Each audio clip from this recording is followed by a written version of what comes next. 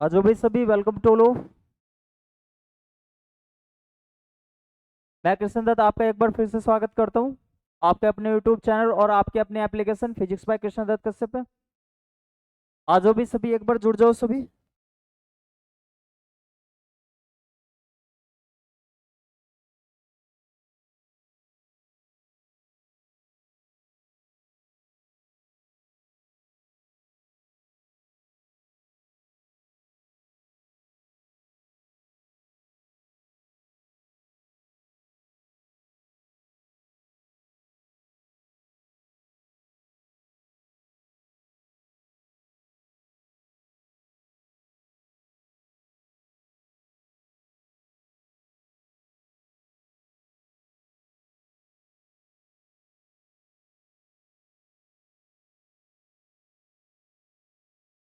आजो भी सभी।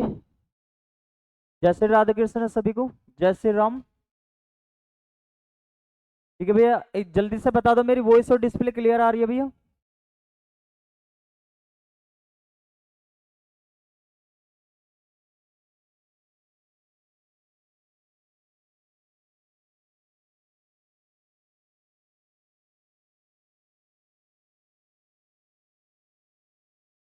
ठीक है भैया, ठीक है भैया।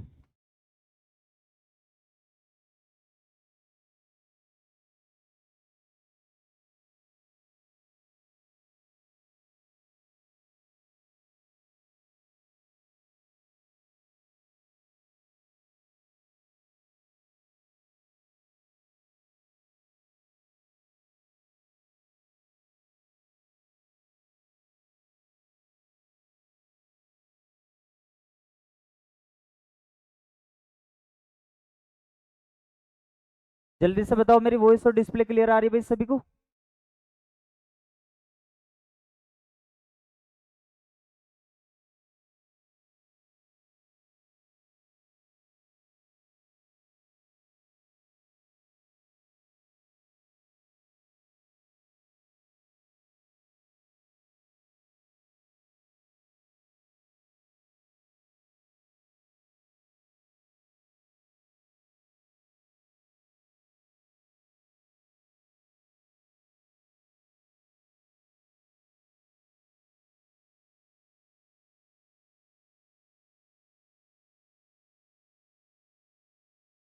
जल्दी से बता दो भैया, कोई दिक्कत समस्या तो ना है? ठीक है भाई। चलो बहुत बढ़िया। ठीक है। तो सबसे पहले हम डिस्कस करते हैं भैया, हमारा ये जो सीरीज चल रही थी, जो हमारी सीरीज चल रही थी, ये थी हमारी solid state and nuclear physics, lecture 29 और यूनिट सेकंड थे भैया।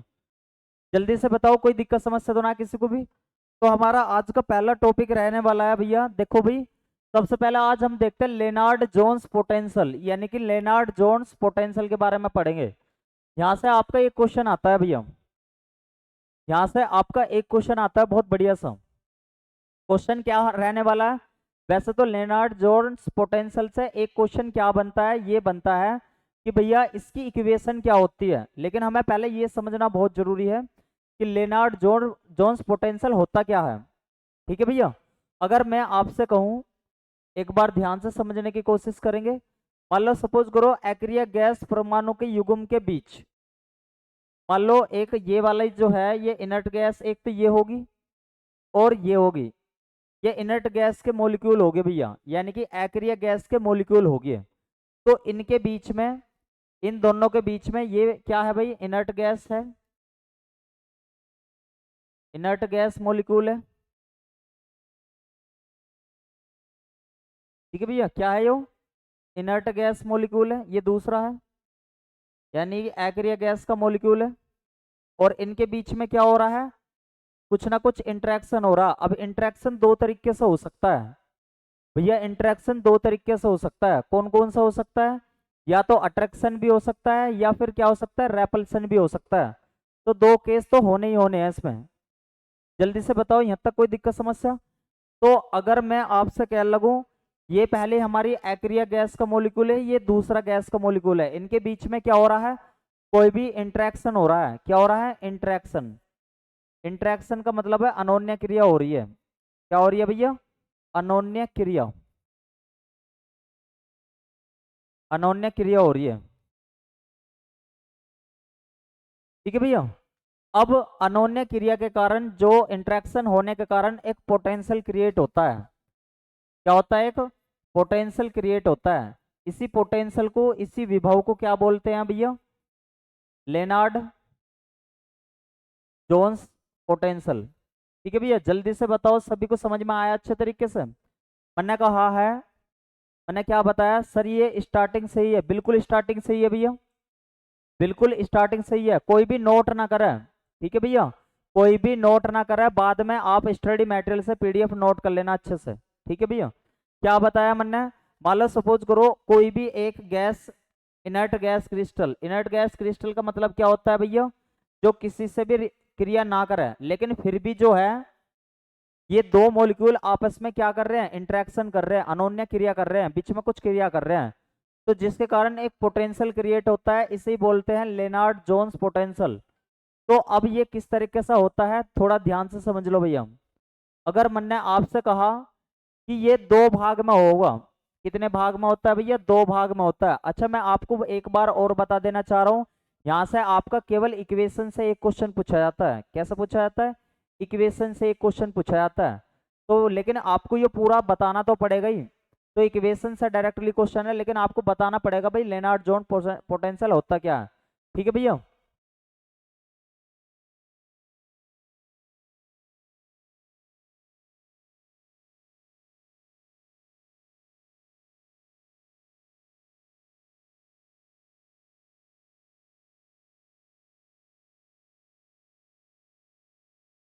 ठीक है भैया, तो मैंने क्या बताया कि लेनार्ड जोन्स पोटेंशियल से इक्वेशन पूछी जाती है, इसकी फाइनल इक्वेशन कैसी है। ठीक है, क्वेश्चन करवा देना, बिल्कुल करवा दूंगा, इसका आ रहा है क्वेश्चन। ठीक है, तो ये वाली बात है कि इनर्ट गैस मॉलिक्यूल एक ये है, एक ये है, इनके बीच में इंटरेक्शन हो रहा है। ठीक है, इंटरेक्शन अनोन्य क्रिया हो रही है, तो इस एक पोटेंशियल विभव होगा, तो इसे क्या कहेंगे? लेनार्ड जोन्स पोटेंशियल कहेंगे। अब ये दो उसमें हो सकता है, ये पोटेंशियल जो है दो उसमें हो सकता है। पहला तो अट्रैक्शन भी हो सकता है, पहले में अट्रैक्शन भी हो सकता है, दूसरा क्या हो सकता है? रेपल्सन भी हो सकता है। ये वाली बात मैंने यहाँ पे आपको बता रखी है।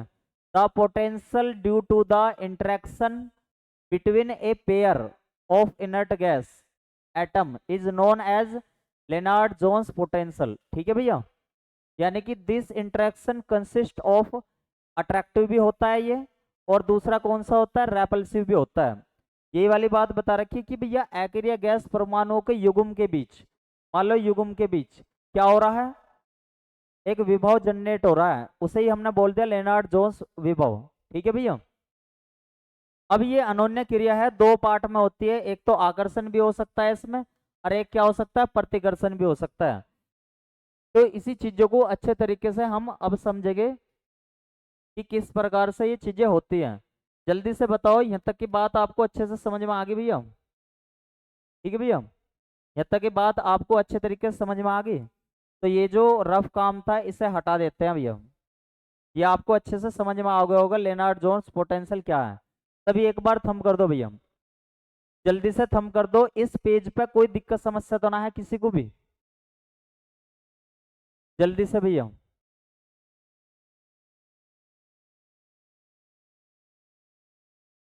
जल्दी बताओ भाई, कोई दिक्कत समस्या तो ना है किसी को भी? ठीक है भाई, ये केवल इसकी कैसी थी, हमारी समझने लायक थ्योरी थी कि क्या रहने वाली है। ठीक है भैया, लेकिन इसे अब हम क्वेश्चन कैसा आएगा वो चीज डिस्कस करेंगे। ठीक है भैया, देखो ध्यान से।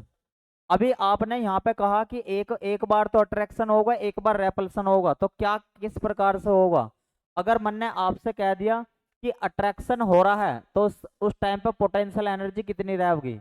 यानी कि ये किसकी एनर्जी है? पोटेंशियल एनर्जी है किसकी? अट्रैक्शन की।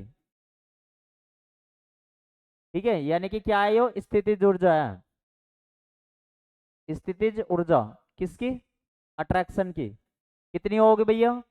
You attraction equal to minus C upon R की पावर 6। आर तो इसमें रेडियस होती है, और सी एक कांस्टेंट टर्म्स होती है। ये अट्रैक्शन का तो हो गया, लेकिन रेपल्सन भी तो होता है लेनार्ड जोन पोटेंशियल में, वही चीज हम समझेंगे कि यू रेपल्सन, यानी कि पोटेंशियल ये किस टाइप का है, रेपल्सन का है। ठीक है भैया, यानी कि इसे बोल लेंगे प्रतिकर्षण विभव। तो प्रतिकर्षण विभव कितना रहेगा इसका,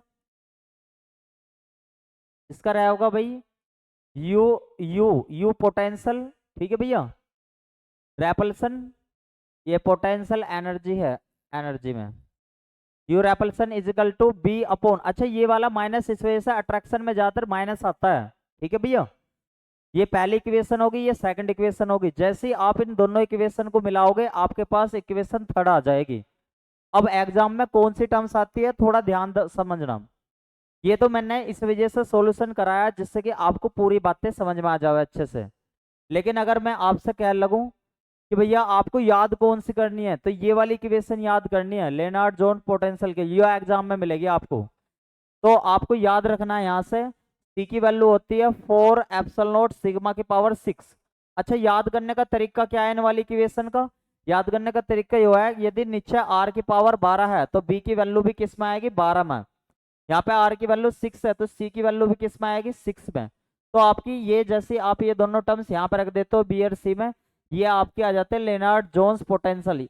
याद रखने का एक मेथड और बता रहा हूँ, 12 में से ही हमेशा 6 घटाइयो, आप पहचान लोगे। लेकिन एग्जामिनर गड़बड़ कहाँ पे करता है, 6 पहला दे देता है 12 बाद में दे देता है। ठीक है भैया, तो पहला 12 आएगा फिर 6 आएगा, और सिग्मा अपॉन आर दोनों में बाहरली साइड में क्या आएगा 4 एप्सिलॉन नॉट। तो जल्दी से बताओ ये वाला जो इक्वेशन बन का आई है याद हो जाओगी ये सभी के, यही इसकी इंपोर्टेंट और यही आपकी एग्जाम में पूछी जाती है अच्छे तरीके से। ठीक है भैया, यही आपकी बहुत अच्छे तरीके से पूछी जाती है, ये इंपोर्टेंट है। एक बार जल्दी से बताओ सभी कि भैया ये समझ में आ गई, याद हो जाएगी ये वाली इक्वेशन जो मैंने ये ब्रैकेट में बना रखी है, लेनार्ड जोन्स पोटेंशियल इक्वेशन। ठीक है, लेनार्ड जोन्स पोटेंशियल इक्वेशन। ठीक है, जल्दी से बताओ याद हो जाएगी भैया, यो पहचान कर लोगे एग्जाम में जाकर, बिल्कुल मिलेगी, बिल्कुल सेम टू सेम मिलेगी भैया ऐसी। उन चारों में से ऑप्शन में एक टिक करे ही हो अच्छे से, एक बार सभी थम करके बताओ। चलें भैया आगे, सभी एक बार थम कर दो भैया। भैया नोट किसी को नहीं करना, बाद में आप स्टडी मटेरियल से नोट कर लेना। ठीक है भैया, आप स्टडी मटेरियल से नोट कर लेना बाद में। जल्दी से बताओ कोई दिक्कत समस्या तो ना आया किसी को भी, फिर आगे चलते हैं। बहुत बढ़िया बहुत बढ़िया। चलो अगला पॉइंट देखते हैं अच्छे तरीके से, अगला पॉइंट देखते हैं। अगर मैं आपसे कह लगूं, एक बार ये टर्म्स भी पूछी गई थी आपकी कि भैया कंजर्सिव एनर्जी किसी भी क्रिस्टल की किस फॉर्मूले से निकाल लेंगे, तो आपको बताना है यू आर इजिकल टू, ये फॉर्मूला आपको पहचान करना ऑप्शन में, U R naught equal to minus A upon R naught की power M bracket 1 minus M upon N. अच्छा मैं आपसे कह लगूं यू ए यानी कि अट्रैक्शन, अट्रैक्शन वाली पोटेंशियल एनर्जी किस पे डिपेंड करती है 1 अपॉन आर की पावर एम पे। एम कुछ भी नंबर हो सकता है लेकिन आर जो है रेडियस का काम कर रही है। ए फोर अट्रैक्शन, ए फोर ये वाला जो ए है यहाँ पे किसे शो कर रहा है अट्रैक्शन को। ठीक है, और ये वाला यानी कि आकर्षण को शो कर रहा है। और यू का मतलब क्या है पोटेंशियल एनर्जी, स्थितिज ऊर्जा। क्या है स्थितिज ऊर्जा, यानी कि पोटेंशियल एनर्जी। ठीक है भैया, ऐसे यहाँ आर शो कर रहा है रेपल्सन को, यानी कि प्रतिकर्षण को। तो इन दोनों के यानी कि ये एम और एन आपके कुछ भी हो सकते हैं। आर आपकी कैसे है, आर नोट क्या है इक्विलिब्रियम डिस्टेंस है, ए एक कांस्टेंट टर्म्स है, एम और एन जो भी आपको देगा। तो पोटेंशियल एनर्जी का ये नॉर्मल फॉर्मूला है भैया, बहुत रेयर चांस में पूछा जाता है, फिर भी आप देख के जाने में कोई दिक्कत समस्या ना। यदि स्टूडेंट को 100 में से 100 क्वेश्चन करके आने हैं अच्छे से, तो ऐसे ऐसे क्वेश्चन को देख के जाना भी जरूरी रहता है। ठीक है भैया, जल्दी से देख लो एक बार। ठीक है, एक बार सभी यस लिख दो फिर आगे चलते हैं।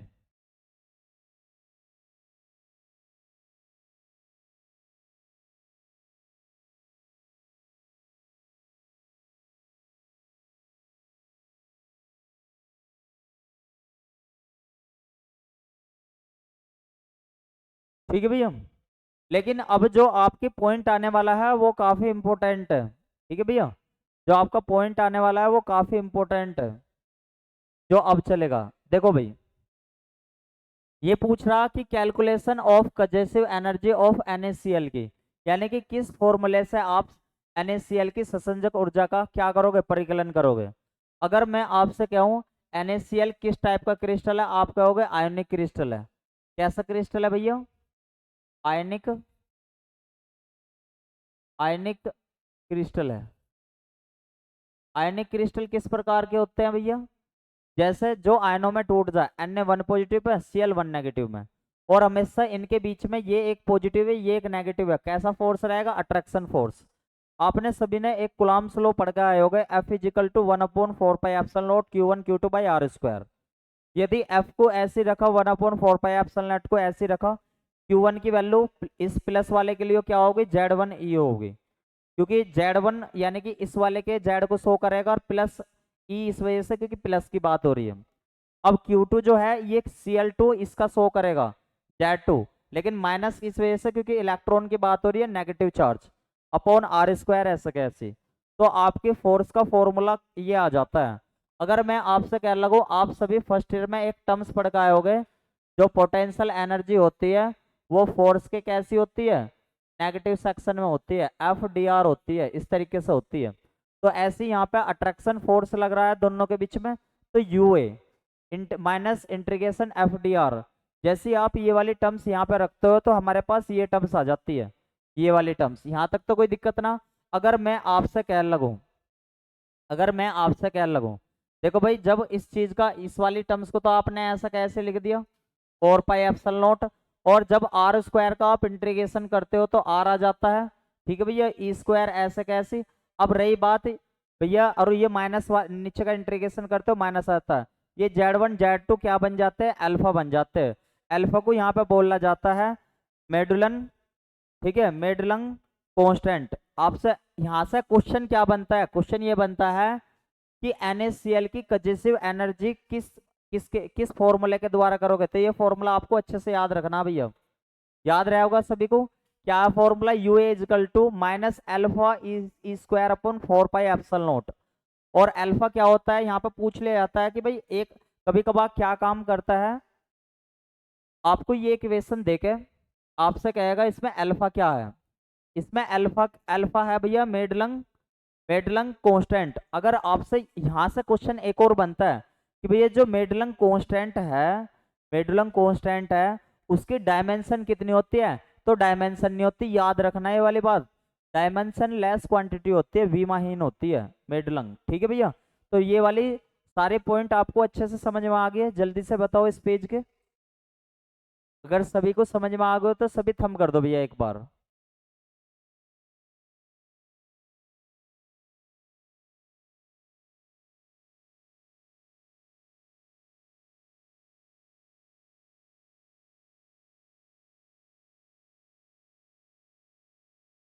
अगर सभी को पॉइंट समझ में आ गया हो तो सभी एक बार थम कर दो भैया।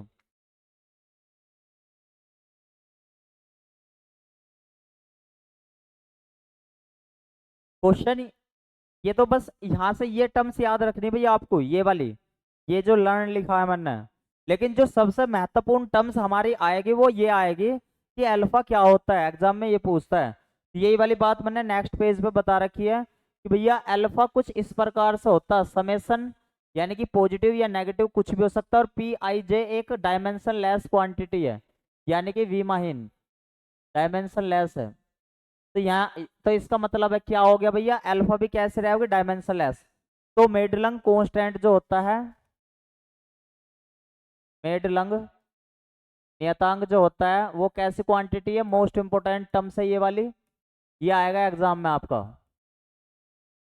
ये कैसी क्वांटिटी है भैया, डायमेंशन लेस, जिसके डायमेंशन नहीं होती उसे हम लिखते हैं M0 L0 T0, ठीक है भैया।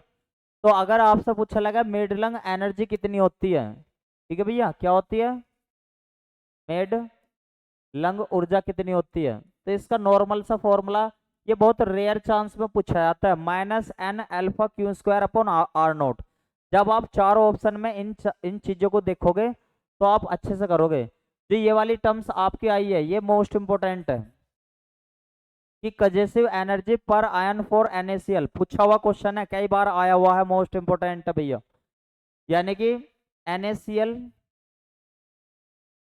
NaCl आयन की NaCl आयन की आयन की NaCl प्रति आयन की, ऐसे लिख लो, NaCl प्रति आयन की ससंजक ऊर्जा, ससंजक ऊर्जा काफी इंपॉर्टेंट है भैया, जरूर पूछा जाना है ये वाला। देखो ये दो तरीके से पूछा जा सकता है आपको। देखो कभी कभार को कंफ्यूज करने के लिए वो क्या दे देता है, वो कंफ्यूज करने के लिए आपको यहाँ पे प्लस दे देता है, तो आपको प्लस नहीं माइनस देखना है, -3.24 EV, ठीक है भैया। लेकिन कभी कभार 3.24 की जगह 3.20 EV भी होता है, तो कोई दिक्कत समस्या ना है। ये वाली टर्म्स काफी इंपॉर्टेंट है आपकी, ठीक है, ये वाली पूछी जाती है इसकी मोस्ट। एक बार और लिख दे रहा हूँ, जल्दी से बताओ, इस पेज पे से दो क्वेश्चन आपके पूछे जाते हैं, एक तो ये वाला क्वेश्चन पूछा जाएगा, एक आपका ये वाला क्वेश्चन पूछा जाएगा। अच्छा मैं आप सभी को एक बार एक चीज और बता देना चाहता हूँ भैया, ये जो आपकी सेकंड यूनिट है सर, अगर ये दोनों ही वैल्यू, तो कौन सा होगा भैया, ये वाली वैल्यू मिलेगी ज्यादातर केस में तुम्हें, ये वाली, ठीक है। अगर ऐसा कभी नहीं हो सकता, ऐसा कभी नहीं हो सकता कि ऊपरले वाले भी साथ में और निचले वाले भी, ठीक है, हमेशा बहुत बड़ा डिफरेंस देगा। इतना बड़ा यूपीएससी का पेपर ना हो रहा जो इतनी छोटी छोटी सी वैल्यू भी आपको एक्यूरेटली पूछेगा, ठीक है भैया। बीएससी का पेपर है, आधे नंबर में आ रहा है, बिल्कुल कंफर्म हो जाओगा, ठीक है भैया। बिल्कुल आपको दिखाई देगा, असाइनमेंट में करवाऊंगा, इंपॉर्टेंट क्वेश्चन देख लेना, ठीक है भैया। तो यहाँ से इस पेज पे से आपके दो क्वेश्चन बने कि जो मेडुलम कांस्टेंट है वो कैसी है, डायमेंशन लेस है। डायमेंशन लेस का कभी कभार वीमाहीन ना लिखा हुआ आका है, वीमाहीन ना लिखा हुआ आका है, वो आपको ऐसा दे देता है, तो आप देख रहे हो M0 L0 T0 मिलेगा आपको, ठीक है भैया। तो यहाँ से इस पेज पे से दो क्वेश्चन मिलेंगे आपको। जल्दी से बताओ कोई दिक्कत समस्या तो ना है यहाँ तक, जल्दी बताओ भैया।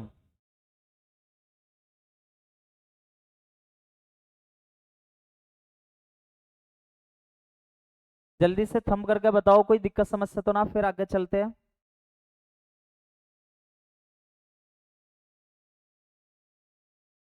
तभी थम कर दो भैया एक बार।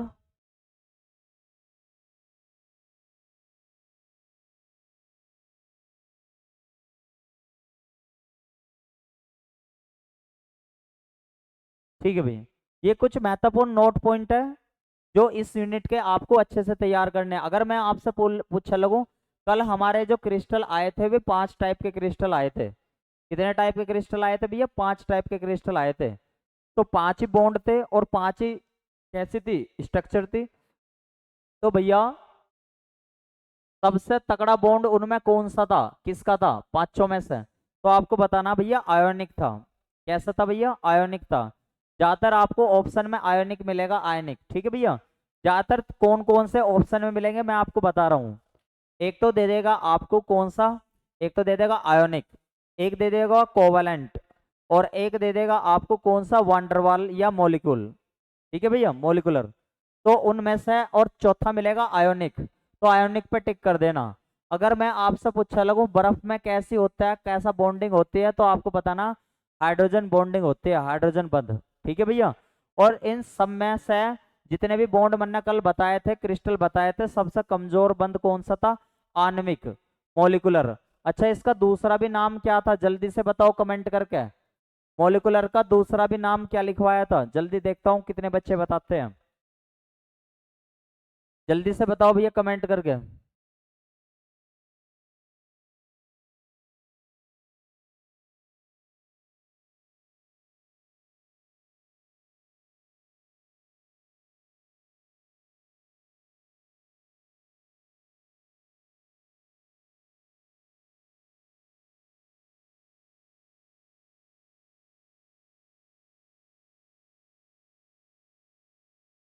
ठीक है भैया जल्दी बताओ।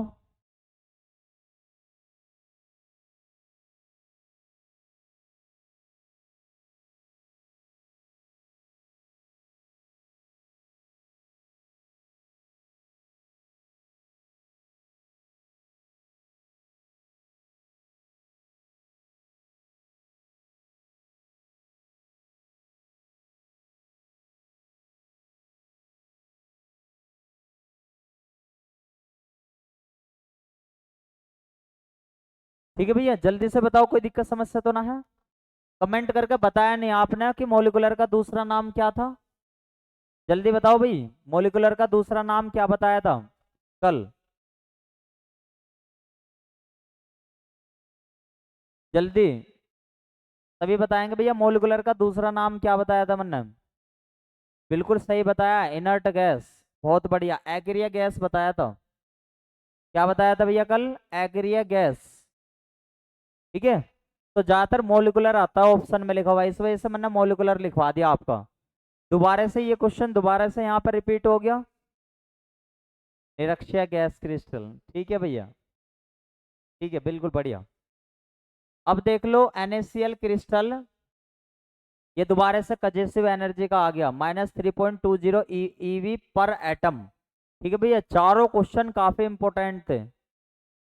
जल्दी से बताओ, चारों क्वेश्चन आपको अच्छे तरीके से समझ में आ गए भैया। जल्दी से बताओ, चारों क्वेश्चन आपको अच्छे तरीके से समझ में आ गए। अगर समझ में आ गए हो तो सभी एक बार थंब कर दो, फिर आगे चलते हैं भैया।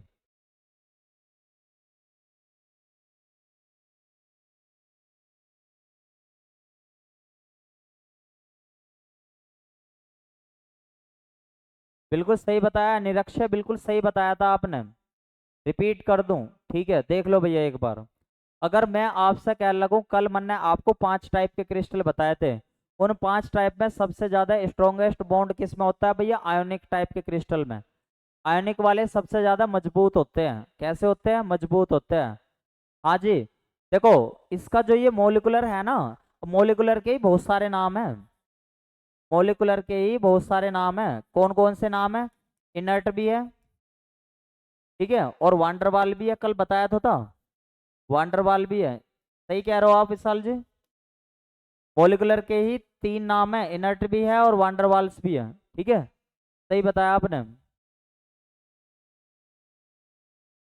तो भैया यही तो बताया, मोलिकुलर का नाम वांडरवाल्स ही तो बताया था।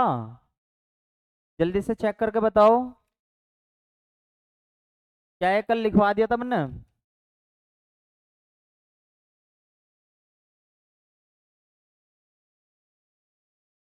ठीक है भैया, आणविक का दूसरा नाम क्या भी बताया था मैंने। आणविक का दूसरा नाम क्या भी बताया था, एक तो निष्क्रिय बताया था, निष्क्रिय या अक्रिय, अक्रिय या वांडरवाल। ठीक है भाई, सही है तुम्हारा भी, कोई दिक्कत ना है सभी का। ठीक है, इसके ही नाम है ये। ठीक है भैया, ये इसके ही नाम है, कोई दिक्कत तो ना है किसी को भी।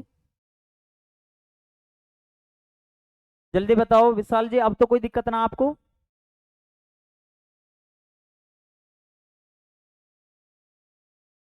जल्दी बताओ, किसी को भी कोई दिक्कत तो ना है इन चारों क्वेश्चन में। ठीक है, बहुत बढ़िया। चलो भाई आगे बढ़ते हैं। अगर मैंने आपसे कहा, अब हम पढ़ते हैं स्पेसिफिक हीट या स्पेसिफिक हीट कैपेसिटी, थोड़ा ध्यान से समझेंगे। ठीक है भैया, थोड़ा ध्यान से समझेंगे। अगर सपोज करो, अगर सपोज करो, अच्छा ये आपने कहाँ पे पढ़ा है ये वाला टॉपिक। ठीक है भैया, जल्दी से बताओ स्पेसिफिक हीट आपने कहाँ पे पढ़ा। चलो एक एग्जांपल के थ्रू समझाता हूँ आपको। ठीक है भैया, चलो एग्जांपल के थ्रू समझाता हूँ। सपोज करो ऐसा है, ये मोबाइल आपको दिखाई दे रहा होगा, ये मोबाइल है जैसे, ये मान लो सपोज करो ये 1 किलो का है। सपोज डैट अगर ये 1 किलो का है, ठीक है, या मैं इसे एक काम करता हूँ ग्राम में ले लेता हूँ।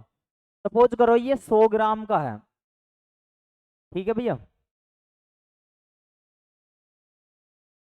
चलो एक अलग एग्जांपल में समझाता हूँ और भी आपको, 1 किलो और 100 ग्राम से ना समझ में आए तो।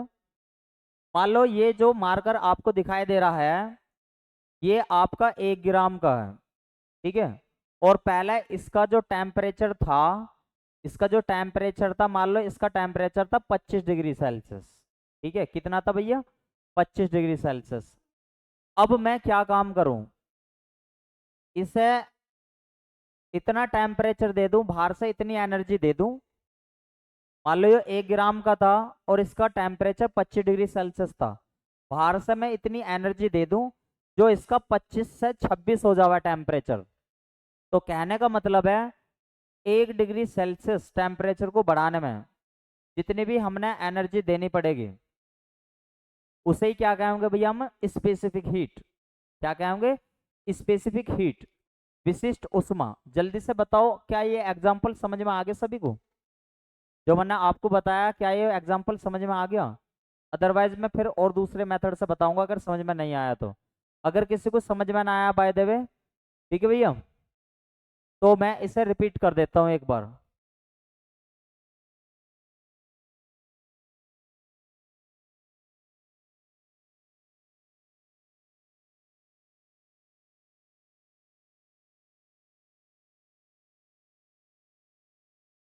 ठीक है भैया, जल्दी से बताओ। चलो दोबारा से बता देता हूँ, ध्यान से समझो भैया, दोबारा से बता देता हूँ। सपोज करो इस मार्कर, ये 1 ग्राम का मार्कर है। कितने ग्राम का मार्कर है भैया? 1 ग्राम का मार्कर है, ठीक है। और इसका टेम्परेचर कितना था? 25 डिग्री सेल्सियस था। यानी कि इसके अंदर यो कितना था? 25 डिग्री सेल्सियस था। अब मैंने इसे हीट देता रहा, हीट देता रहा। मान लो मैंने इसे हीट दे दी 5 वैल्यू, और 5 वैल्यू देने पे इसका टेम्परेचर हो गया 26 डिग्री सेल्सियस। तो कितना बढ़ा टेम्परेचर? तो आप कहोगे भैया इसका टेम्परेचर बढ़ा 1 डिग्री। पहला 25 था, अब कितना हो गया? 26 हो गया। तो 1 डिग्री टेम्परेचर बढ़ाने के लिए हमने कितनी वैल्यू दी? 5 वैल्यू दी।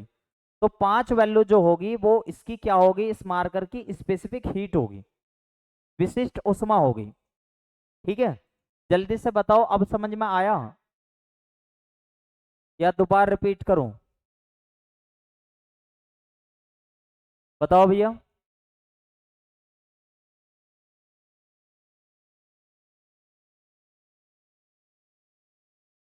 ठीक है, जल्दी से बताओ क्या समझ में आई ये वाली बात सभी को? एक बार अगर समझ में आ गई हो तो सभी थम कर दो भैया। अगर ये वाली बात समझ में आ गई हो तो सभी एक बार थम कर दो। ठीक है, तो यही वाली बात यहाँ पे बता रखी है बहुत अच्छे तरीके से। ठीक है भाई, देखो ध्यान से। The heat required, the heat required to raise the temperature of 1 gram, यानी कि कोई भी 1 ग्राम का हमारे पास मोलिक्यूल था। मान लो कोई सब्सटेंस का वेट कितना था? 1 ग्राम, और उसका 1 डिग्री सेल्सियस हमने टेम्परेचर बढ़ा दिया। रेज आ गया ना इसमें वर्ड, बढ़ा दिया। तो इस एक, अब इसे क्या कहेंगे? हमने जितना 1 डिग्री सेल्सियस बढ़ाने में हीट दी, वो कह रहे हैं ना हीट रिक्वायर्ड, तो इस हीट को बोल लेंगे स्पेसिफिक हीट। ठीक है भैया, क्या बोल लेंगे? Specific heat of substance. ठीक है भैया, या आप इसे ऐसे भी कह सकते हो कि स्पेसिफिक हीट कैपेसिटी भी कह देंगे। क्या कह देंगे भैया? Specific heat capacity. और इसे रिप्रेजेंट करेंगे किसके द्वारा? सी के द्वारा। किसके द्वारा रिप्रेजेंट करेंगे भैया? सी के द्वारा। ठीक है, यही वाली बात बता रखी, जब किसी वस्तु को उष्मा दी जाती है तो उसका तापमान बढ़ता है, ये बात पक्की है। जब कोई भी एनर्जी आप किसी भी वस्तु को दोगे तो उसका टेम्परेचर तो बढ़ ही जाएगा। मान लो सपोज करो आपने हलवा है और आपने उसे गर्म कर रहे हो नीचे से, तो टेम्परेचर हलवे का बढ़ जाएगा ना। यानी कि एनर्जी के तौर पे आप इसे हीट दे रहे हो, ठीक है, आग लगा रहे हो उसके नीचे। तो जब किसी वस्तु को उष्मा दी जाती है तो उसका टेम्परेचर बढ़ जाता है, बिल्कुल पक्की बात है।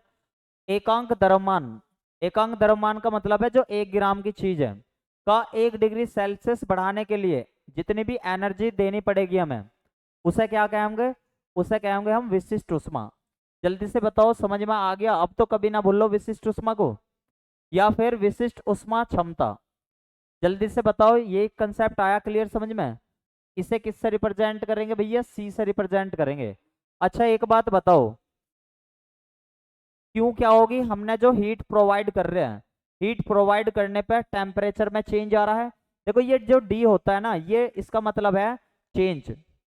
तो क्यू में चेंज करने से टेम्परेचर में भी चेंज आ रहा है, यानी कि अगर आप क्यू बढ़ा रहे हो या घटा रहे हो तो टेम्परेचर पे भी घटते बढ़ते का फर्क पड़ेगा।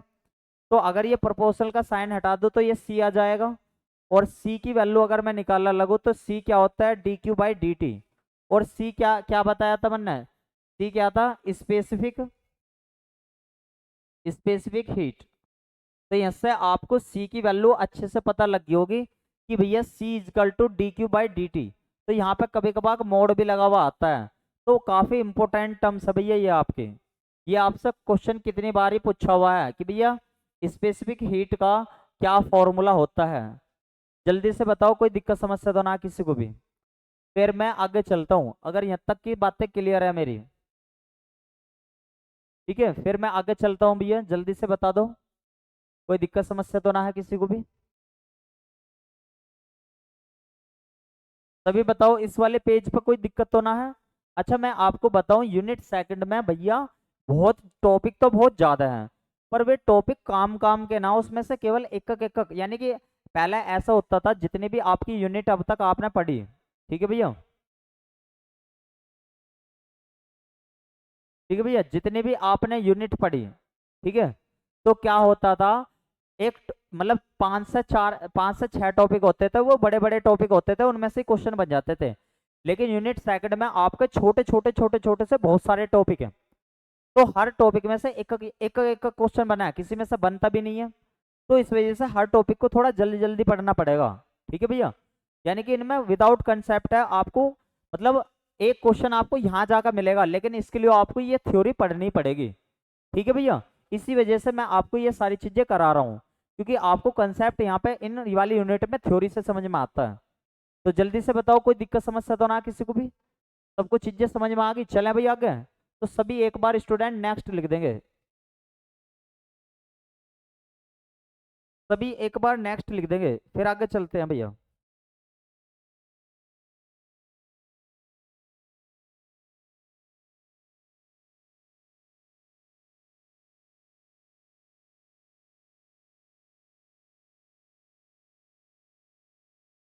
ठीक है, आई होप यहाँ तक की बात आपको अच्छे से समझ में आ गई हो।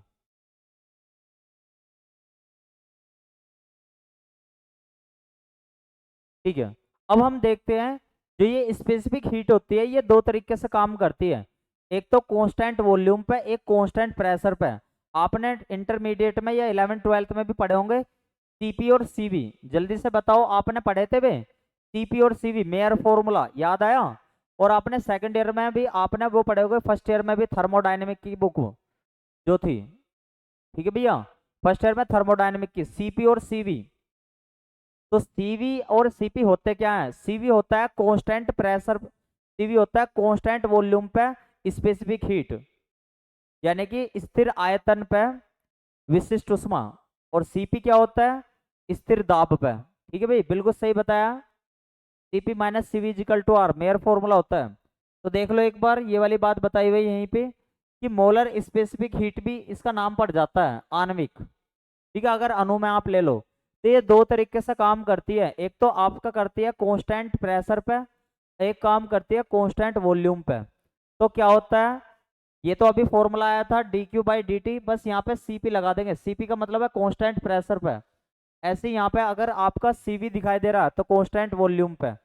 तो ये आपने रिलेशन भी पढ़ा होगा, CP minus CV equal to R, किसका फॉर्मूला था, मेयर फॉर्मूला। तो भैया ये वाले फॉर्मूले आपके पूछे जा सकते हैं, एक बार देख लेंगे इन दोनों फॉर्मूले को।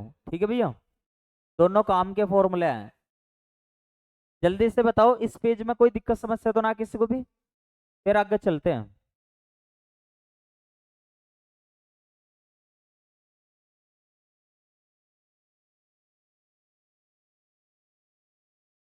जल्दी बताओ, इस पेज में तो कोई दिक्कत समस्या ना है किसी को भी। ठीक है भैया, देखते हैं नेक्स्ट। अगर मैं आपसे कह लगूं, इसका एक जनरल सा छोटा सा डेरिवेशन भी है। देखो ये डेरिवेशन कैसे बनता है, तो मैं आपको अच्छे से समझा दूं इस डेरिवेशन के बारे में।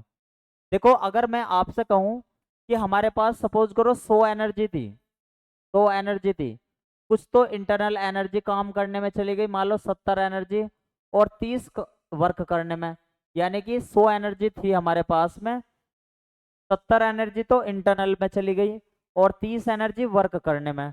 तो ये किसका रूल है, जल्दी से बताओ, ये वाला किसका रूल है, D Q equal to D U plus D W. जल्दी से बताओ ये किसका फॉर्मूला है, किसका रूल है, वो जल्दी से कमेंट करके बताओ भैया।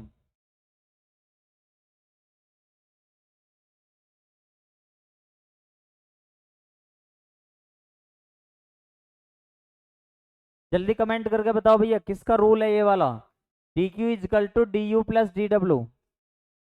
अरे थर्मोडायनेमिक का फर्स्ट रूल है यो, उष्मागतिकी का प्रथम नियम, याद आया? उष्मागतिकी का फर्स्ट रूल, बहुत बढ़िया। ये उष्मागतिकी का फर्स्ट रूल है।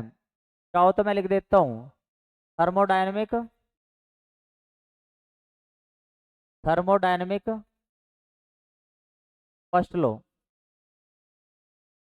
यानी कि उष्मागतिकी का पहला नियम, उष्मागतिकी फर्स्ट लॉ। ठीक है भाई, ये जो है। अच्छा, मैं अगर आपसे कहूं एट कांस्टेंट प्रेशर पे वॉल्यूम चेंज हो रहा है, तो कार्य बराबर क्या होता है, बल गुना विस्थापन। अब एक बात बताओ, बल का काम तो कर रहा है प्रेशर, और डिस्प्लेसमेंट का काम कर रहा है, देखो work equal to force multiply displacement, force का काम तो पी कर रहा है, और डिस्प्लेसमेंट का काम कर रहा है वॉल्यूम। ठीक है, वॉल्यूम में चेंज हो रहा, बता रखा उसने कि क्या है, नियत नियत दाब पर क्या हो रहा है, आयतन में परिवर्तन, आयतन में परिवर्तन। ठीक है भैया, तो डी डब्ल्यू की वैल्यू हो जाते हैं पी मल्टीप्लाई डी वी। आप ये वाली वैल्यू यहाँ पे रखोगे तो ये आ जाएगा।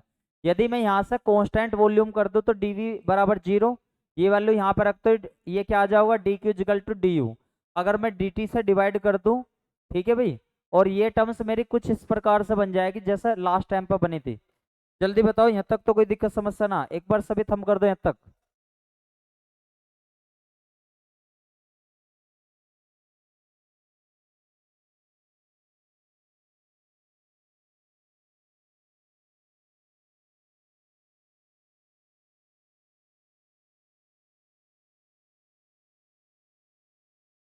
जल्दी से बताओ, यहाँ तक तो कोई दिक्कत समस्या ना किसी को भी।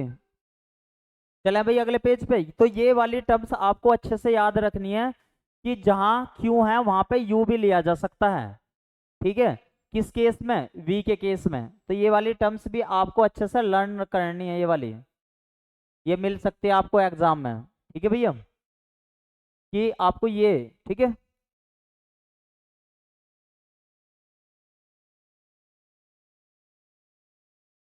ठीक है भाई, जल्दी से बताओ, कोई दिक्कत समस्या तो ना किसी को भी। चले अभी आगे, इस पेज पे कोई दिक्कत, कोई दिक्कत तो ना किसी को भी।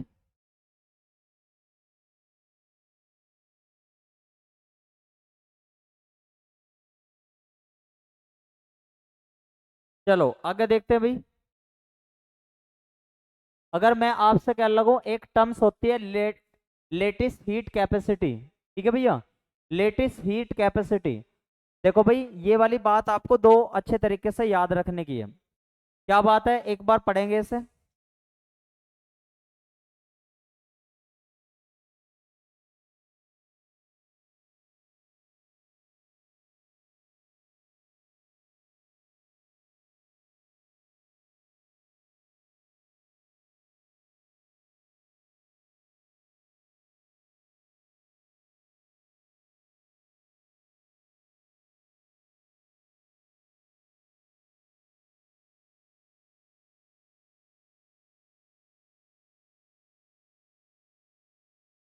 देखो भाई, अगर मैं आपसे कह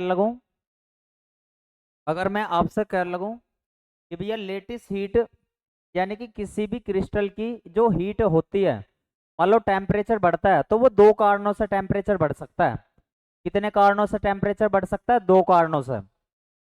पहला तो वो खुद अंदर से अपनी इंटरनल एनर्जी, जैसे मैं आपको एक चीज बताता हूँ, एक एग्जांपल देता हूँ, थोड़ा ध्यान से समझने की कोशिश करियो। मान लो सपोज करो, मैं अभी सपोज करने को कह रहा हूँ, मेरे पास में मान लो सपोज करो बोतल है कोई। ठीक है भैया, बोतल है, जो पानी की बोतल है, इसमें पानी भरा हुआ है। तो मैं इसके अंदर जो पानी भरा हुआ है, मान लो उसका टेम्परेचर कितना है भैया, बहुत ठंडा पानी है।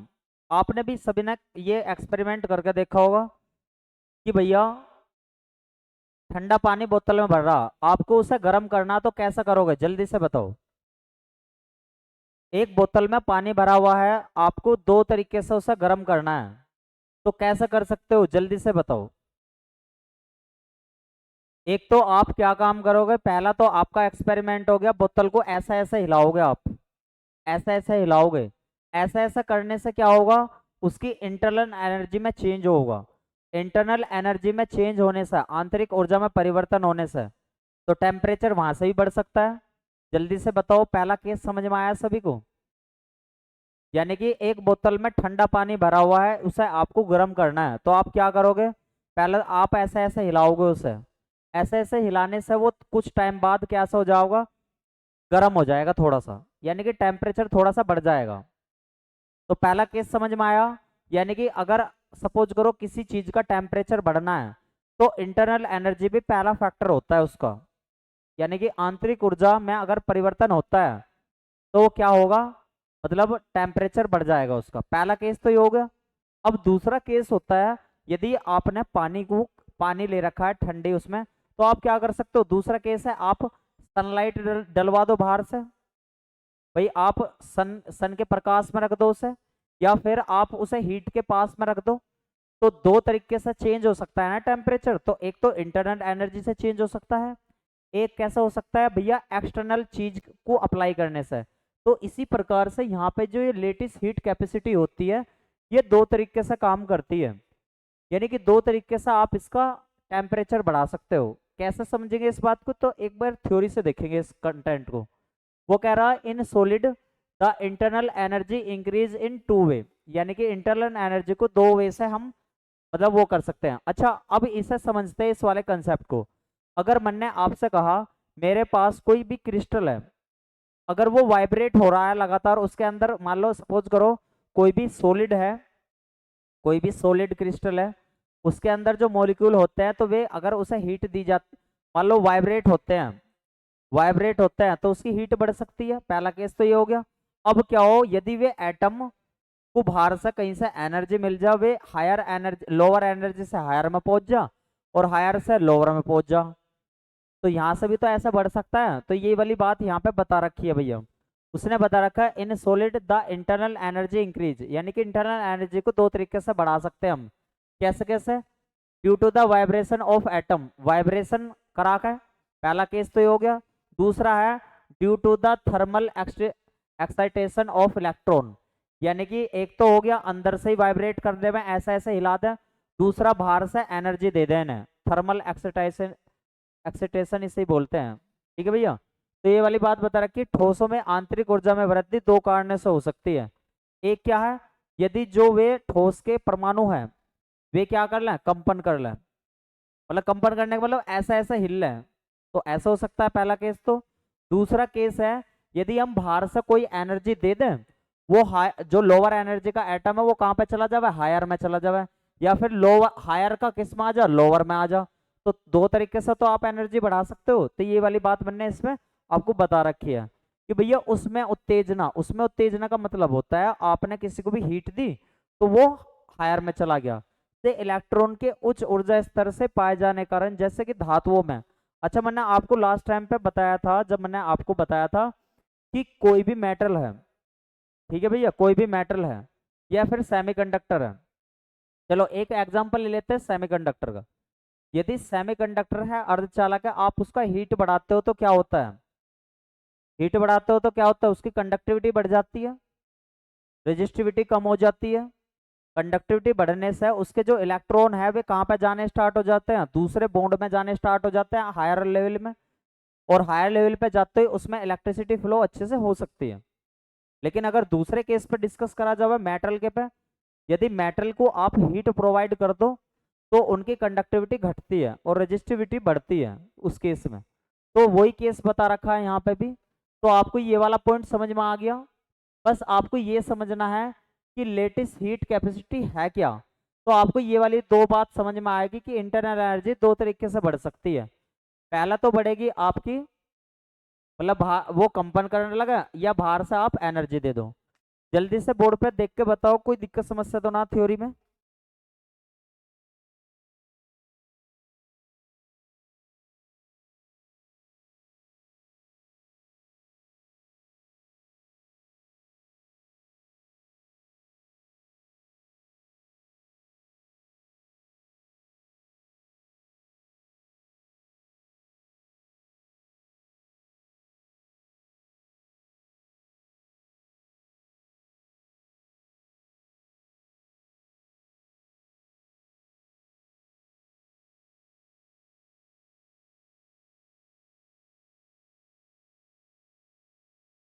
ठीक है भाई, जल्दी से बताओ, कोई दिक्कत समस्या तो ना किसी को भी।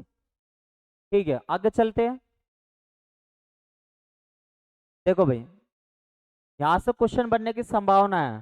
पहले वाला केस क्या था? पहले वाले केस में कोई भी, मतलब कोई भी क्रिस्टल के अंदर जो एटम है, मतलब वो थे ऐसा वाइब्रेट कर रहे थे, तो उसे बोलते हैं हम यूलेटिस।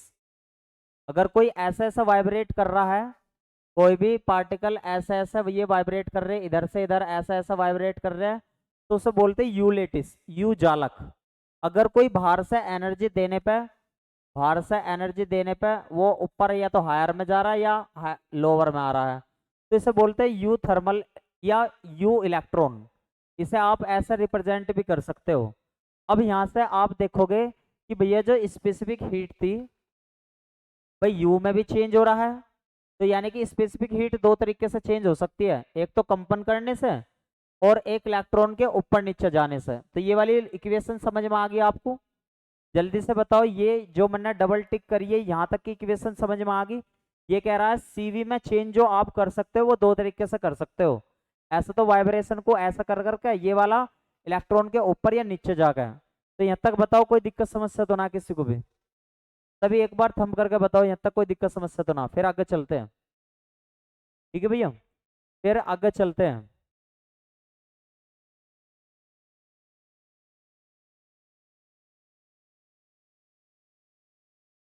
ठीक है, अब यदि इनको डिफरेंशिएशन फॉर्मेट में ऐसा लिखा जाए और इसे ऐसा लिखा जाए, अभी मैंने लास्ट टाइम पे आपको बता के आया था कि एक टर्म्स थी हमारे पास, क्या टर्म्स थी भैया, कि C इजकल टू क्या होता है, du/dt। ऐसे भी तो हो सकता है, यदि आप वॉल्यूम कांस्टेंट कर दो, तो कहने का मतलब ये C होगी और ये क्या होगी, C इलेक्ट्रॉन हो गया। अब यदि इलेक्ट्रॉन ना हो, वे बस खाली वाइब्रेट ही करें, तो उसकी टोटल CV क्या हो जाओगे, C लेटिस के इक्वल हो जाएगी। तो ये आपसे क्वेश्चन पूछा गया था, यदि इलेक्ट्रॉन ना हो तो CV की वैल्यू किसके इक्वल होती है, C लेटिस के इक्वल होती है। तो ये लर्न कर लेना भैया। ठीक है भाई, एक क्वेश्चन यहाँ से बनता है ये वाला। अगर मैं इस टर्म्स को डायरेक्टली लिख देता तो शायद आई होप कि आपको समझ में नहीं आती। अब आपको पता लग गई होगी CV equal to C lattice के इक्वल कैसा आता है। यानी कि कहने का मतलब है कि कांस्टेंट वॉल्यूम पे कोई भी क्रिस्टल केवल वाइब्रेट करे, केवल अपने स्थान पर वाइब्रेट करे, तो C लेटिस की वैल्यू CV के इक्वल हो जाती है, जबकि इलेक्ट्रॉन का आदान प्रदान ना करे। ठीक है भैया, अब जब इलेक्ट्रॉन का आदान प्रदान ना करेगा तो C इलेक्ट्रॉन की वैल्यू कैसे हो जाएगी, 0। ठीक है भैया, जल्दी से बताओ, इस वाले पेज में कोई दिक्कत समस्या तो ना किसी को भी? ये वाला तो पहले वाले के अकॉर्डिंग है, ये वाला दूसरे लॉ के अकॉर्डिंग है। ठीक है भैया, जल्दी बताओ भैया, कोई दिक्कत समस्या तो ना है, फिर आगे चलेंगे। चले भैया आगे, सभी एक बार थंब कर दो।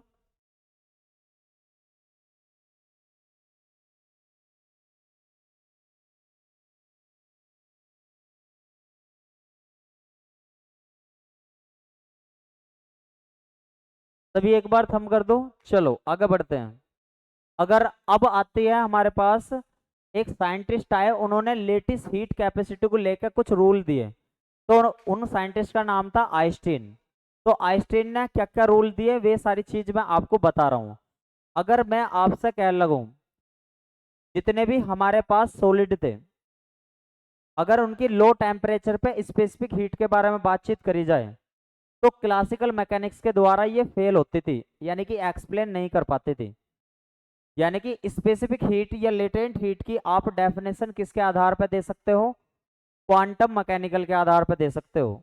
ठीक है भैया, तो यहाँ एक बात होगी, कहने का मतलब ये हो गया कि आइंस्टीन ने भी किसका यूज करा था, आइंस्टीन ने भी यूज करा था क्वांटम फिजिक्स का, और न्यूटन ने किस किस फिजिक्स का यूज करा था, न्यूटोनियन फिजिक्स का।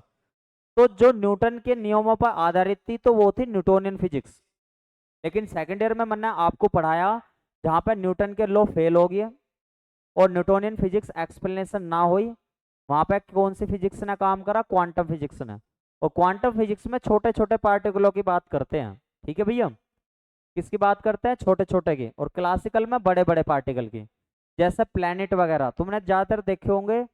पहले टाइम में जितने भी लॉ थे वे प्लैनेट से बाहर बाहर में, जैसा कैपलर लॉ हो गया, ग्रेविटेशन लॉ हो गया। लेकिन 18वीं शताब्दी के बाद या 19 सेंचुरी के आसपास में कौन से लॉ आने स्टार्ट हो गए? इलेक्ट्रॉन, न्यूट्रॉन, प्रोटॉन के लॉ, थॉमसन मॉडल, ये सारे मॉडल, तो ये सब क्वांटम मैकेनिक्स में पढ़ते हैं हम, छोटी छोटी चीजों में। ये वाली बात बता रखी कि अधिकतर आइंस्टीन इन 1911 में attempt to resolve the discrepancies of the classical theory. इसका मतलब है आइंस्टीन ने 1911 में जो क्लासिकल थ्योरी की कमियां थी, डिस्क्रिपेंसीज का मतलब कमियां, वो रिजोल्व करी। यानी कि क्लासिकल थ्योरी की क्या कमी थी? स्पेसिफिक हीट की कमी थी। उन्होंने स्पेसिफिक हीट को किस थ्योरी के द्वारा बताया? प्लांक क्वांटम थ्योरी के द्वारा बताया।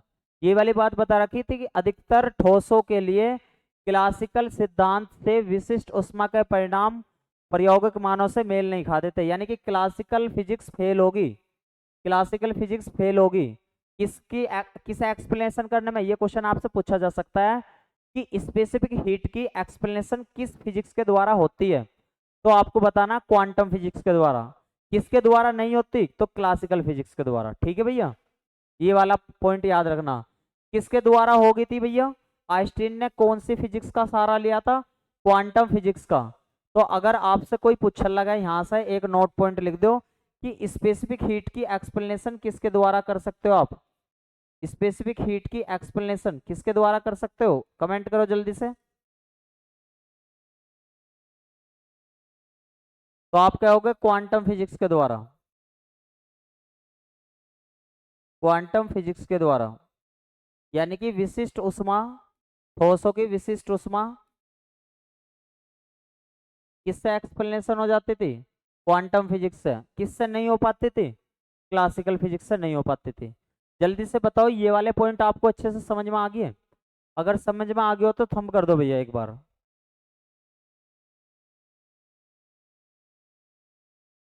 अगर समझ में आ गया हो तो थंब कर दो भैया एक बार, फिर आगे चलते हैं।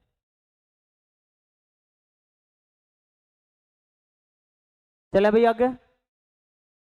कोई दिक्कत समस्या तो ना इस पेज पे? ये जितना भी पेज आपको लिखा हुआ है सभी एक बार थंब कर दो भैया।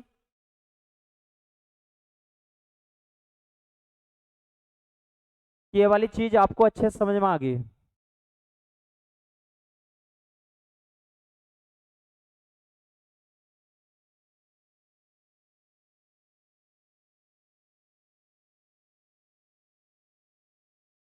ठीक है भाई, आगे बढ़ते हैं। अगर मैंने आपसे कहा कि आइंस्टीन ने कौन कौन सी चीजें बताई थी, तो उन चीजों को देखते हैं अपनी थ्योरी में। उन्होंने बताया था कि जितने भी परमाणु रहेंगे, एटम रहेंगे, वे स्वतंत्र रूप से क्या करते हैं? ऑक्सीलेट करते रहते हैं। भाई कंपन करेंगे तो वे सरल आवर्त करेंगे। सरल आवर्त का मतलब है अपने पथ पे लगातार ऐसा करते रहना, ऐसा वाइब्रेट होते रहना अपने पथ पे। मान लो एक ही पथ पे, ऐसा कह सकते हो आप कि वो पार्टिकल है तो अपने पथ पे यहाँ से यहाँ जावे, फिर यहाँ जावे वापस, इतने उस पर क्या करता रहे? ऑक्सीलेट करता रहे। ये बता रहा कि a crystal consist N atom which may be regarded as a identical and independent harmonic oscillator. क्या करता है? Harmonic oscillator. पहला पॉइंट सबको समझ में आ गया? अगर समझ में आ गया हो तो यस लिख दो भैया सभी। पहला पॉइंट यदि आ गया हो समझ में तो यस लिख दो। दूसरा पॉइंट कह रहा है कि भैया जो जितने भी एक परमाणु ऐसा ना करता, जितने भी सारे के सारे परमाणु हैं सभी यही वाला प्रोसेस करते हैं, सभी ऑक्सीलेट करते हैं, केवल एक नहीं करता। तो सेकंड पॉइंट भी आपको अच्छे से समझ में आ गया होगा। दूसरा पॉइंट ये कह रहा है जिस प्रकार से भैया क्लासिकल फिजिक्स ये कहती थी कि एक समान डिस्ट्रीब्यूशन होता है किसका? फोटोन का। यानी कि एनर्जी जो है एक समान होती है। लेकिन जैसे क्वांटम फिजिक्स आई तो उन्होंने बताया कि कोई भी जब भी फोटोन एक समान चाल से आगे चलता है तो कभी भी एक समान रूप से डिस्क्रीट एनर्जी नहीं होती, वो सॉरी कंटिन्यूअस एनर्जी नहीं होती, डिस्क्रीट एनर्जी होती है। यानी कि अगर आपको मान लो सपोज करो आपने लाइट ऑन करी, आपने घर में अपन का बल्ब है उसको आपने ऑन करा, तो क्या पूरे कमरे में सब जगह प्रकाश आता है एक जैसा? आप कहते हो प्रकाश तो आता है लेकिन पूरे कमरे में एक जैसा नहीं होता। ठीक है भाई, जितना बल्ब के पास में रहोगे तो प्रकाश ज्यादा होगा, लेकिन बल्ब से जैसे जैसे दूर जाते चले जाओगे प्रकाश कम होता जा रहा होगा। इसका मतलब क्या है कि लाइट एक समान रूप से न चलती है, डिस्क्रीट फॉर्मेट में चलती है। डिस्क्रीट का मतलब टूट टूट के, कभी ज्यादा कभी कम। ठीक है, तो इसी वजह से जितना लाइट से दूर जाते रहते हैं वहां पर अंधेरा होता रहता है, लेकिन जितना लाइट के पास में आते रहते हैं उतना उजाला होता है। तो ये वाली बात आइंस्टीन ने भी अपने उसमें बताई थी कि भैया जो कंपन का ऊर्जा स्पेक्ट्रम होता है वो सतत रूप से ना होता, और जबकि क्लासिकल फिजिक्स ने बताया था कि सतत रूप से होगा। तो इसका मतलब है स्पेक्ट्रम की थ्योरी जो है क्लासिकल फिजिक्स से फेल होगी। कौन सी फिजिक्स से पास हो गई थी स्पेक्ट्रम की थ्योरी? क्वांटम फिजिक्स से। ठीक है भैया, यही वाली बात बता रखी। जो कंपन करते हैं उनकी एनर्जी एक समान नहीं रहती। कौन बताता है ऐसा? मतलब जबकि क्लासिकल फिजिक्स इस बात को मानती है कि एक जैसी रहेगी। क्वांटम फिजिक्स क्या कहती है कि भैया जो ऊर्जा स्पेक्ट्रम होता है विभक्त होता है। विभक्त का मतलब कहीं ज्यादा कहीं कम। इसके अनुसार न्यू ऊर्जा आवर्ती के कंपन करते हुए परमाणु की ऊर्जा दी जाती है। कैसे भैया? कोई भी अगर फोटोन या एटम है तो उसकी एनर्जी होती है E equal to NH nu. N की वैल्यू जैसे आप 0 1 2 रखना चाहोगे तो इतनी आएगी। यही वाली बात बता रखी। जो ऑक्सीलेटर होता है क्वांटम ऑक्सीलेटर, वो उसकी एनर्जी कैसी होती है? डिस्क्रीट एनर्जी होती है, एक समान नहीं होती। एक समान होती तो सब जगह एनर्जी एक जैसी रहती। ठीक है भैया। कैसे भाई? जितना सन से दूर जाते चले जाओगे क्या होता रहेगा? एनर्जी कम होती चली जाओगी, लेकिन सन के जैसे जैसे पास आते चले जाओगे एनर्जी ज्यादा होती चली जाओगी। ये वाली बात भी किसने बताई थी भैया? आइंस्टीन ने बताई थी। ठीक है, ये वाली बात तो हमें ज्यादातर पता थी, बस इसमें नई बात ये वाली समझनी थी कि जो कंपन करते हैं मान लो पार्टिकल, वे किस फॉर्मेट में करते हैं? सरल आवर्त गति के फॉर्मेट में करते हैं। जल्दी से बताओ, समझ में आ गया ये वाला पॉइंट? जल्दी बताओ, ये तीनों पॉइंट समझ में आ गया आपको? यानी कि ये एक तरीके से ये तो फोटोन की एनर्जी के अनुसार ही है। फोटोन की energy E equal to NH nu. जल्दी से बता दो भैया, कोई दिक्कत समस्या तो ना किसी को भी? चले आगे। और कौन सी बात बताई थी? देखो भाई ध्यान से। और ये वाली बात थी, जो ऑक्सीलेटर होता है यानी कि 2 लीटर जो होता है वो किसका पालन करता है? ये वाला टर्म्स इंपॉर्टेंट है। 2 लीटर जो होता है ऑक्सीलेटर जो होता है, मान लो ऑक्सीलेट जो कर रहे हैं ये पार्टिकल, ये कौन सी स्टैटिक्स को फॉलो करते हैं? तो मैक्सवेल बोल्ट्जमैन स्टैटिक्स को फॉलो करते हैं, यानी कि एमबी स्टैटिक्स को। एमबी स्टैटिक्स को, मैक्सवेल बोल्ट्जमैन स्टैटिक्स, एमबी भी लिखा हुआ आ सकता है। ठीक है भैया। और जो ये ऑक्सीलेटर होता है सारी डायरेक्शन में समान रूप से बढ़ता है, इसमें भी इसमें भी तो इसमें भी। तो टोटल वैल्यू कितनी हो जानी है पीरियोडिक ऑक्सीलेटर की? आवर्त ऑक्सीलेटर की वैल्यू कितनी हो जानी है? तो जब आपसे आवर्त ऑक्सीलेटर की वैल्यू पूछे तो कितनी बताओगे? 3n। ठीक है भाई। वो क्या होगा? n नंबर के एटम है और 3 स्पेस में वे जा रहे हैं, तो एनर्जी कितनी होगी? 3n। जल्दी बताओ, ये वाले पॉइंट आपको अच्छे से समझ में आ गए? फिर आगे चलते हैं भैया। सभी एक बार थंब कर दो।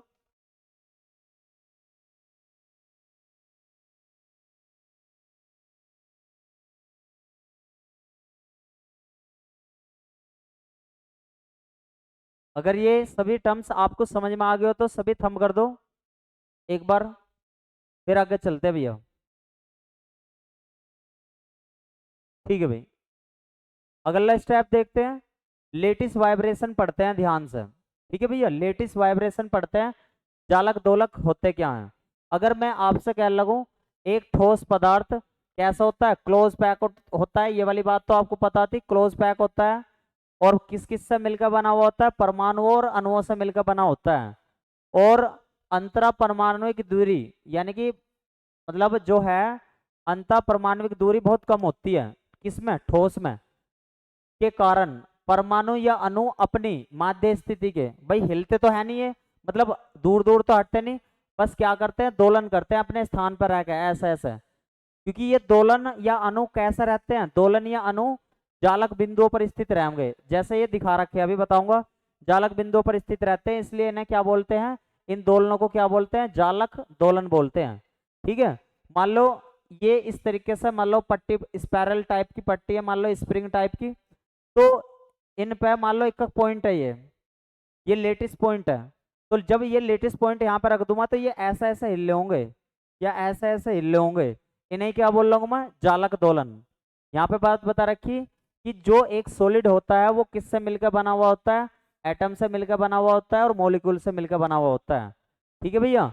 और क्लोज पैक स्ट्रक्चर बनाते हैं, यानी कि बिल्कुल एक जगह जो कम स्पेस घेर है। वो कह रहा the interatomic interaction cause the atom और मॉलिक्यूल टू द वाइब्रेट, यानी कि डिस्टेंस बहुत कम होने के कारण ये वाइब्रेट करते हैं अपने स्थान पे ऐसे ऐसे।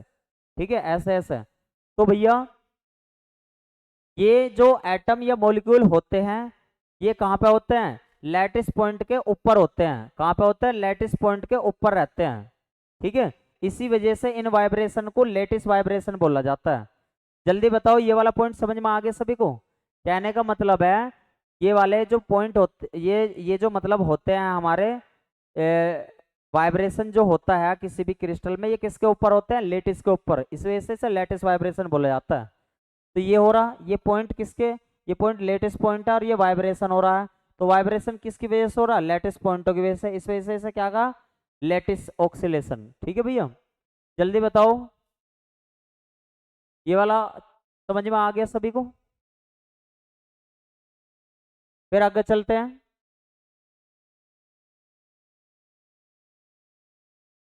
एक बार पढ़ के जल्दी से बताओ, समझ में आ गया सभी को? फिर आगे चलते हैं। यहाँ से बहुत कम क्वेश्चन पूछा जाएगा इस वाले पेज पे से। जो क्वेश्चन पूछा जाएगा वो यहाँ से पूछा जाएगा। देखो ये वाला, अगर मैं आपसे कह लगूं ए लेटिस में be regarded as a regular arrangement of atom, यानी कि किसी भी लेटिस के अंदर जो एटम होते हैं वो रेगुलर पैटर्न पर होते हैं।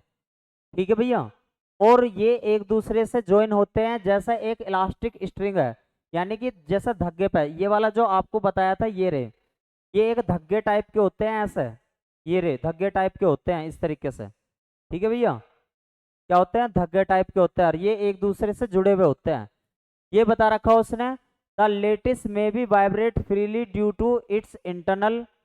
ठीक है, यानी कि जो ये लेटिस होते हैं ये वाइब्रेट कर सकते हैं दो चीजों के द्वारा। एक तो इंटरनल, इंटरनल यानी कि थर्मल, थर्मल जो अंदर की है, और एक जो बाहर से आपने एक्सटर्नल फोर्स लगाया। भाई कोई भी चीज वाइब्रेट या तो अपने अंदर की वजह से। भाई एक बात बताओ, आप हो, आप खड़े हो ऐसे और आपका शरीर ऐसा ऐसा कांप रहा है, तो इसका मतलब आपके शरीर में अंदर से ही कमजोरी है। दूसरा ये हो सकता है कि भैया ठंड इतनी ज्यादा हो रही हो कि बाहर का इफेक्ट ज्यादा हो रहा हो, चाहे आप कितनी ताकत मजबूत हो, आप फिर भी आपका शरीर ऐसा ऐसा होगा। तो वाइब्रेट आप दो तरीके से करते हो, एक तो आप अंदर की एनर्जी की वजह से करते हो, कम एनर्जी की वजह से, एक बाहर के वातावरण की वजह से। ये वाली बात बता रखी है, एक तो इंटरनल की वजह से और एक यहाँ पे एक्सटर्नल फोर्स की वजह से। ये वाली बात बता रखी, एक जालक को परमाणुओं की नियमित व्यवस्था को रूप में ले सकते हैं। जैसे जैसे एक प्रत्याश धागे, जो लास्ट टाइम पे मैं फिगर दिखाई वो ये वाली बात है। ठीक है, लेकिन ये वाली बात इतनी इंपॉर्टेंट नहीं, ये वाली बात इंपॉर्टेंट है कि भैया जालक स्वतंत्र रूप से अपनी आंतरिक आंतरिक उष्मा, याद रखिए इसे, आंतरिक उष्मा ऊर्जा और बाह्य, बाह्य कौन सी होती है, यांत्रिकी या विद्युत चुंबकीय के कारण स्वतंत्र रूप से दोलन करते हैं। मान लो कोई भी पार्टिकल ऑक्सीलेट करेगा, एक तो अपने अंदर की एनर्जी की वजह से और एक बाहर के इफेक्ट की वजह से। अब अगर मैं आपसे कह लगूं कि इंटरनल और एक्सटर्नल एनर्जी का क्या इफेक्ट पड़ता है, कौन सी चीज क्या बताती है, तो ये इंपॉर्टेंट है अगला पॉइंट। देखो ये वाला कि भैया इंटरनल एनर्जी किसकी इंफॉर्मेशन देती है, विशिष्ट उष्मा की। तो भैया आंतरिक ऊर्जा किसकी इंफॉर्मेशन देती है, ये इंपॉर्टेंट है भैया आपका। आंतरिक ऊर्जा किसकी इंफॉर्मेशन देती है, एक तो विशिष्ट उष्मा की, विशिष्ट उष्मा की देती है, स्पेसिफिक हीट की। दूसरा देता है उसमें चालकता की, उसमें चालकता की। लेकिन यदि आपने बाहर से कोई फोर्स लगाया, एक्सटर्नल एनर्जी दी, एक्सटर्नल एनर्जी के तौर पे आपने इलेक्ट्रोमैग्नेटिक दी भैया, इलेक्ट्रोमैग्नेटिक एनर्जी दी, यानी कि विद्युत चुंबकीय ऊर्जा दी। तो वो क्या बताती है, ये इंपॉर्टेंट पॉइंट है, ये बताती है अकोस्टिक और ऑप्टिकल। ठीक है भैया, यानी कि किसी भी पार्टिकल कितनी ध्वनि कर रहा है और कितना प्रकाश छोड़ रहा है, तो वो कौन बताती है, एक्सटर्नल एनर्जी इफेक्ट। और इंटरनल एनर्जी को कौन वो करा है, वो इंटरनल एनर्जी का किस किस चीज पे इफेक्ट पड़ा है, स्पेसिफिक हीट बता हुआ है और थर्मल यो। तो ये इंपॉर्टेंट है इस वाले पेज के, आपसे एग्जाम में क्वेश्चन पूछा जा सकता है, ध्यान देना कि भैया इंटरनल एनर्जी से हमें किसकी इंफॉर्मेशन मिलती है लेटेस्ट में, लेटेस्ट वाइब्रेशन में, तो आपको बताना स्पेसिफिक हीट की मिलती है और किसकी मिलती है, थर्मल कंडक्टिविटी की मिलती है। अगर एक्सटर्नल एनर्जी से किसकी मिलती है, अकोस्टिक की, ध्वनिक की मिलती है और ऑप्टिकल की मिलती है। जल्दी से बताओ, दोनों पॉइंट समझ में आ गए भैया, जल्दी से बताओ, दोनों पॉइंट समझ में आ गए अच्छे से, इंपॉर्टेंट थे ये वाले पॉइंट, तभी थंब कर दो भैया एक बार।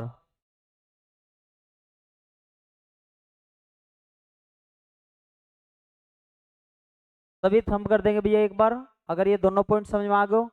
किसी के समझ में ना आए तो रिपीट लिख दो। अकोस्टिक का मतलब क्या है, अकोस्टिक का मतलब ध्वनिक, ध्वनि, साउंड। ठीक है भैया, अकोस्टिक का भैया साउंड का क्या है, ये साइनम्स वर्ड है, साउंड का, ध्वनि का साइनम्स वर्ड है, ध्वनि। ठीक है भैया,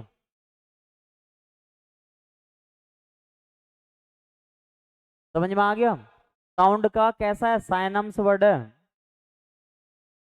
ये बताया मैंने कि अगर किसी की इंटरनल एनर्जी इफेक्ट कर रही है वाइब्रेशन करने में, मान लो सपोज करो ये हमारा कोई भी एटम है, मान लो ये सपोज करो क्रिस्टल है, और इसकी इंटरनल एनर्जी जो है, ये इंटरनल एनर्जी है, ये क्या हो रही है, इसकी वजह से ये क्या कर रहा है, वाइब्रेट कर रहा है, इंटरनल एनर्जी की वजह से ये वाइब्रेट कर रहा है।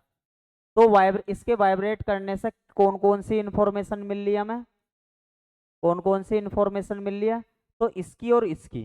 अब क्या हो रहा है कि मान लो हमारे पास सपोज करो ये कोई क्रिस्टल है, ये कोई क्रिस्टल है, मैं अब इस क्रिस्टल में बाहर से एक्सटर्नल एनर्जी दे रहा हूँ, एक्सटर्नल एनर्जी दे रहा हूँ, और ये क्या कर रहा है फिर, ये जो क्रिस्टल है ये वाइब्रेट करना अपने स्थान पे ऐसे ऐसे। तो किसकी किसकी इंफॉर्मेशन मिल रही है मुझे, एक तो ध्वनि की, साउंड की, अकोस्टिक की, और एक ऑप्टिकल की, एक ऑप्टिकल की। ठीक है भैया, जल्दी से बताओ अब समझ में आ गया आपको दोनों पॉइंट, जल्दी बताओ अब समझ में आ गया आपको दोनों पॉइंट।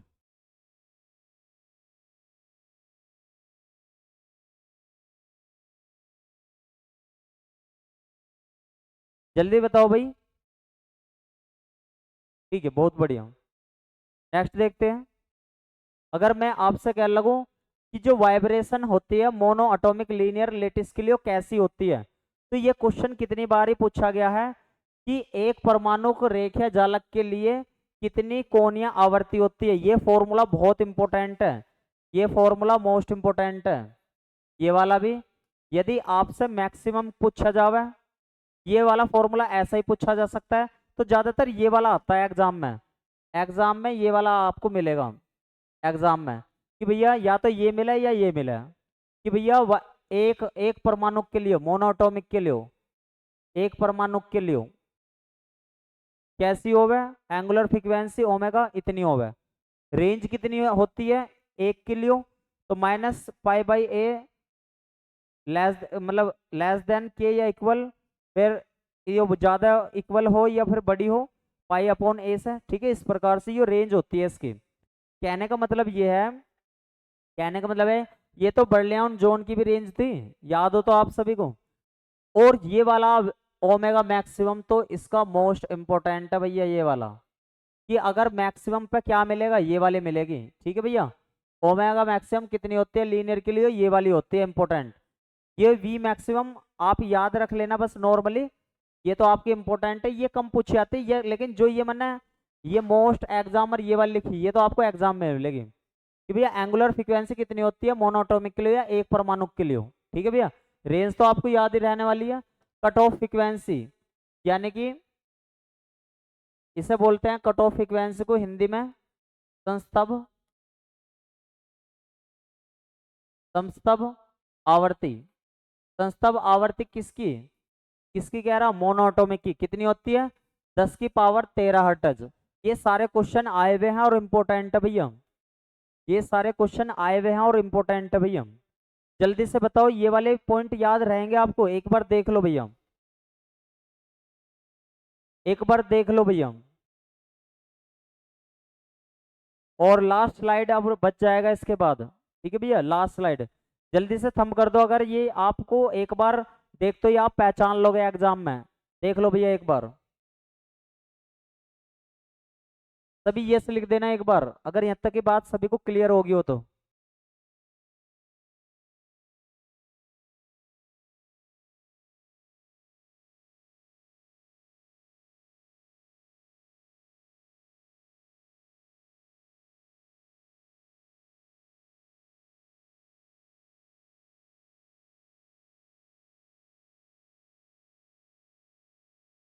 ठीक है, नेक्स्ट देखो फोनोन देखते हैं अब। क्या देखते हैं? फोनोन। सारे इंपोर्टेंट पॉइंट है, सारे के सारे इंपोर्टेंट पॉइंट है। फोनोन पहले समझ लो फोनोन क्या होता है। अगर मैं आपसे कह लगूं फोनोन जो है फोटोन का भैया है, फोनोन जो है फोटोन का भैया है बिल्कुल, बस कुछ प्रॉपर्टी अलग अलग है। कैसी प्रॉपर्टी अलग अलग है? देखो भैया कैसे है, अगर मैं आपसे कहूं फोटोन की स्पिन कितनी थी, फोटोन की स्पिन कितनी थी, वहां पे फोटोन की स्पिन कैसी थी? एक थी, लेकिन यहाँ पे फोनोन की स्पिन कैसी रहेगी? जीरो। फोटोन भी बोस भाई जीरो अगर होती है तो कौन सी स्टैटिक्स को फॉलो करता है? बोस आइंस्टीन को। भाई जिसकी फुल इंटीग्रल स्पिन होती है, एलिमेंट्री पार्टिकल में पढ़ा का है आपको, उन्हें हम क्या कहते हैं? बोसोन्स। तो फोनोन भी किसके अंतर्गत आते हैं? बोसोन्स के अंतर्गत आते हैं। अच्छा एक बात बताओ, फोटोन का मास कैसा होता था? फोटोन का मास कैसा होता था? जीरो। लेकिन यहाँ पे फोनोन का मास जीरो नहीं रहेगा, ठीक है भैया, जीरो नहीं रहेगा, द्रव्यमान होगा इसमें जरूर से जरूर। कैसा होगा? द्रव्यमान जरूर से जरूर होगा। तो ये अंतर है, यहाँ भी अंतर ये समझ में आ गया होगा। तो एनर्जी कितनी होती है फोनोन की? 1/2 ओमेगा होती है, या ये भी मिल सकता है आपको, HF भी मिल सकता है, या H क्रॉस ओमेगा भी मिल सकता है भैया, ठीक है, या 1/2 ओमेगा भी मिल सकता है, ठीक है भैया। ज्यादातर आपको केस बताऊं, ये वाला केस आपको 0 पॉइंट एनर्जी के लिए मिलेगा, फोटोन की जीरो, कि फोटोन की 0 पॉइंट एनर्जी कितनी होगी? 0 पॉइंट एनर्जी के लिए मिलेगा। लेकिन एनर्जी इतनी खास नहीं है इसकी जितनी ऊपर की ये चीजें खास है इसकी। अच्छा क्या फोनोन संरक्षी होते हैं? तो आप कहोगे नहीं, असंरक्षी होते हैं, क्योंकि ये कंजर्वेशन लॉ को फॉलो नहीं करते हैं, ठीक है। और फ्रीक्वेंसी कितने, आवृत्ति कितने से कितने के बीच में होती है? आवर्ती परिसर, आवर्ती कितने से कितने के बीच में होती है? 10⁻14 से लेकर 10⁻12 तक बदलती रहती है, वेरीज का मतलब। अब फोनोन होते क्या है? तो अगर मैं आपसे कह लगूं लेटिस वाइब्रेशन जो थे उनकी क्वांटनाइज फॉर्म है, यानी कि जालक कंपन की, जालक कंपन की, जालक कंपन की क्वांटनाइजेशन, क्वांटनाइजेशन का मतलब है तोड़ना, क्वांटनाइजेशन अवस्था, क्वांटनाइजेशन स्टेट को क्या बोलते हैं? फोनोन।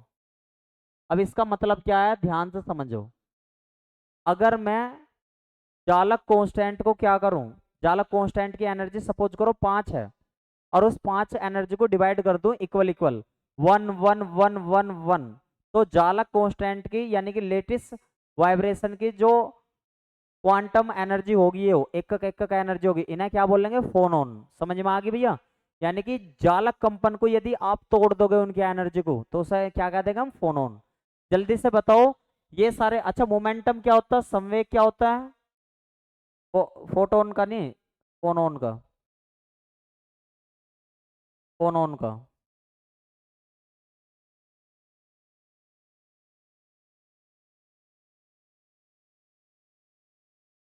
फोनोन का संवेग कितना होता है? फोनोन का, फोनोन का संवेग कितना होता है? एग्जाम में ये याद रखना भैया, ये वाला एच क्रॉस के वेक्टर, या फिर आपको ये एच क्रॉस के वेक्टर याद रखना। एच क्रॉस का मतलब ये आपको अच्छे से पता ही होगा, ठीक है, क्योंकि एच क्रॉस की वैल्यू होती है H/2 पाई, और के की वैल्यू कैसा है ये समझ गए। जल्दी से बताओ सारी चीजें समझ में आ गई भैया सभी को? जल्दी से बताओ सारी चीजें अच्छे से समझ में आ गई सभी को?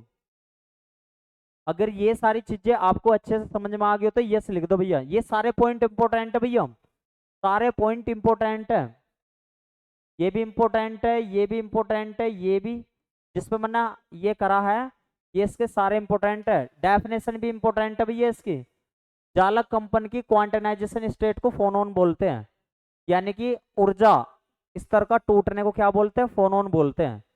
जल्दी से बताओ कोई दिक्कत समस्या तो ना, फिर आगे चलते हैं। कोई दिक्कत? चलो आगे देखते हैं भैया। कंप्लीट। ठीक है भैया, ऑल द बेस्ट सभी को। ठीक है भैया, ऑल द बेस्ट सभी को।